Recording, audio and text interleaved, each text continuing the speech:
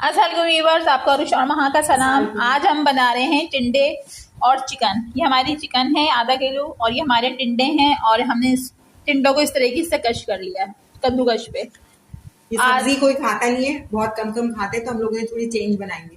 आज हम बना रहे हैं चेंज सब्जी जो सब इसको खा सकते हैं। टेस्टी, इतनी टेस्टी बनाएंगी वहां। चलिए बनाना स्टार्ट करते हैं। आप लोग के मैसेज अच्छे आते हैं, आप लोग प्लीज मेरे चैनल को सब्सक्राइब करें। प्याज का पेस्ट है ये प्याज काटी थी मैंने। चिकन डालेंगी, हमने टिंडे पूरे कश कर लिए। चिकन डाल दी, सफेद जीरा डाला इन्होंने, डालेंगे रेड चिली डाली, धनिया मसाला, काली मिर्च। महा इसको भून रही है, इसके बाद हम टिंडे डालेंगे। ये देखिए इतना जबरदस्त शानदार सा मसाला भून गया हमारा। हम इसमें टिंडे डाल रहे हैं। जब कोई ना खाए तो इस तरीके से इतना टेस्टी बनता है डिश, जरूर डिश आप ट्राई कीजिएगा, बहुत मजे की बनती है।